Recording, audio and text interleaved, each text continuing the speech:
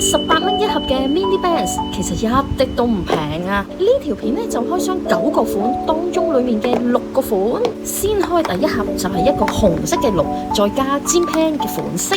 裡面嘅配件咧就有一個玻璃樽，再加一包啡色嘅醬汁啊！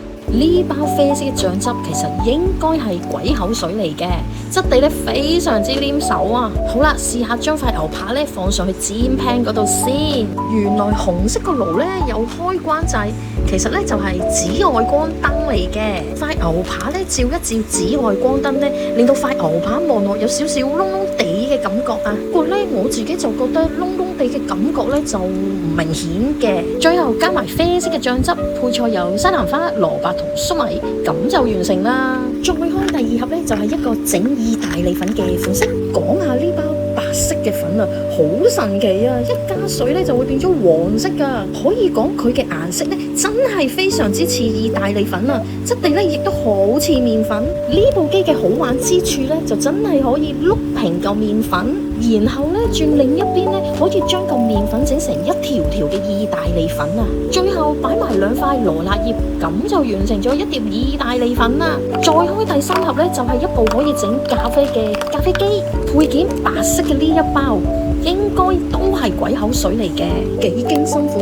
搞咗成2分鐘，先至將包鬼口水擺晒落個杯度啊！呢部機咧同樣都有紫外光嘅功能，白色嘅鬼口水照一照咧就變成啡色啦。大家又會覺得佢似唔似咖啡呢？再開第4盒就係一個整多士嘅多士爐啊！先將2塊方包放入多士爐嗰度，開一開紫外光燈照一照。我自己咧就覺得照嘅範圍實在太細啦，如果可以範圍大啲咧就好啦。繼續再開第5盒就係一部可以整雪糕嘅雪糕機。而家開到第5盒，不得不稱讚咧，所有嘅機都係做得好仔細啊！講翻呢部雪糕機，原來只係一個迷你嘅雪糕放入去，再開紫外光燈照一照，咁就完成啦。呢一盒真係夠晒簡單啦！最後一盒啦，就係整迷你紙包蛋糕嘅烤焗機，材料咧就係6粒已經整好嘅迷你蛋糕，只要放入部機入邊，再開紫外光燈照一照，令到蛋糕有少少烤過嘅感覺，咁就完成啦。